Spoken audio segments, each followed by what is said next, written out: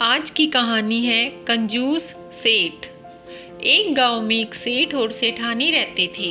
सेठानी खाने पीने की बहुत शौकीन और बहुत चटोरी थी, लेकिन सेठ बड़ा कंजूस था। सेठानी बड़ी चालाक थी। जब सेठ घर में होता तो वह कम खाती और सेठ बाहर चला जाता तो सेठानी बढ़िया बढ़िया पकवान बनाकर खाया करती थी। एक दिन सेठ के मन में शक पैदा हुआ। सेठ ने सोचा, मैं इतना सारा सामान घर में लाता रहता हूँ, पर वह इतनी जल्दी खत्म कैसे हो जाता है। पता तो लगाऊं कि कहीं सेठानी ही तो सब नहीं खा जाती। सेठ ने सेठानी से कहा, मैं 5 दिन के लिए दूसरे गांव जा रहा हूँ, मेरे लिए रास्ते का खाना बनाकर तैयार कर दो। यह सुनकर सेठानी बहुत खुश हुई।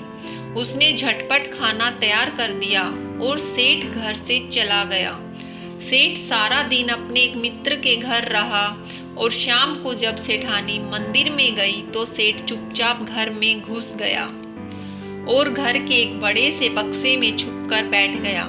जब रात हुई तो सेठानी की खुशी का ठिकाना ही नहीं था।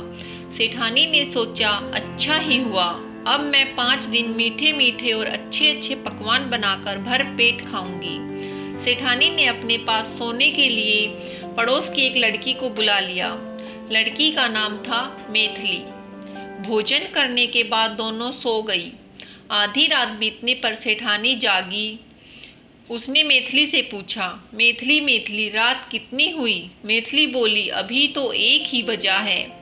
सेठानी ने कहा, मुझको तो भूख लगी है, उधर उस कोने में गन्ने के 7 टुकड़े पड़े हैं, उन्हें ले आओ, हम खा लेंगे। बाद में सेठानी और मैथिली ने जी भरकर गन्ने खाए और फिर दोनों सो गई। अंदर बैठे बैठे सेठ जी बक्से के छेद में से सब कुछ देख रहे थे। सेठ ने सोचा, अरे यह तो बहुत ही भूखड़ मालूम होती है। फिर थोड़ी देर बाद सेठानी जागी और मैथिली से पूछा, मैथिली मैथिली रात कितनी हुई है? मैथिली बोली, अभी तो रात के 3 बजे हैं। सेठानी ने कहा, लेकिन मुझे तो बहुत जोरों की भूख लगी है, तुम 6-7 मठरी बना लो, हम आराम से खा लेंगे। बक्से में बैठे सेठ जी मन ही मन बड़बड़ाए जा रहे थे, अरे यह तो गांव की सबसे बड़ी भुक्खड़ लगती है। मैथिली ने मठरी बनाई, दोनों ने खाई और फिर सो गई। जैसे ही 4 बजे सेठानी फिर जागी और बोली, मैथिली मैथिली रात कितनी बाकी है? मैथिली ने कहा, अभी तो सवेरा होने में थोड़ी देर ही है। सेठानी ने कहा, मुझे तो बहुत भूख लगी है, थोड़ा हलवा बना ले। मैथिली ने थोड़ा हलवा बनाया, हलवे में खूब घी डाला। फिर दोनों ने पेट भर हलवा खाया और दोनों सो गई। सेठ जी दांत पीसने लगे। फिर 6 बजे सेठानी उठ गई और बोली, मैथिली मैथिली रात कितनी बची है? मैथिली ने कहा, बस अब सवेरा होने को है। सेठानी बोली, मुझे तो बहुत जोरों की भूख लगी है, तुम थोड़ी खील भून लो, हम खील खा लेंगे और पानी पी लेंगे। सेठ जी ने मन ही मन कहा, सवेरा होते ही सेठानी को देख लूँगा।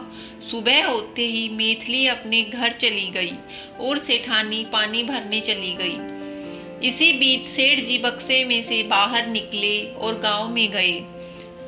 थोड़ी देर बाद हाथ में गठरी लेकर घर लौटे। सेठ जी को देखकर सेठानी सहम गई।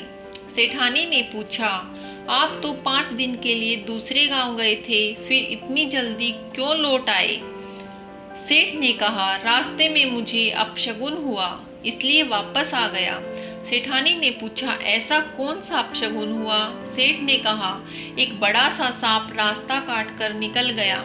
सेठानी ने कहा, हाय राम, सांप कितना बड़ा था?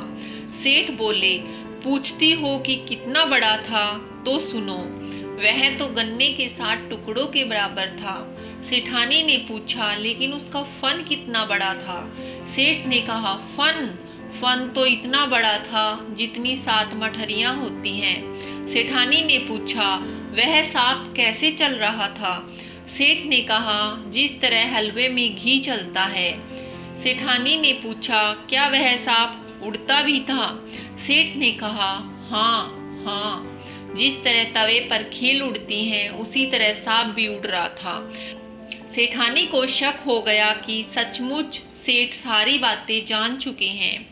सेठानी ने सेठ से माफ़ी मांगी।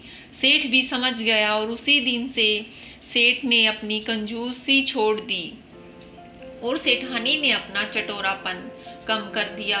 दोस्तों, आपको यह कहानी कैसी लगी? कमेंट करें, मेरे चैनल को लाइक करें और शेयर ज़रूर करें और मेरे चैनल को सब्सक्राइब करें। धन्यवाद।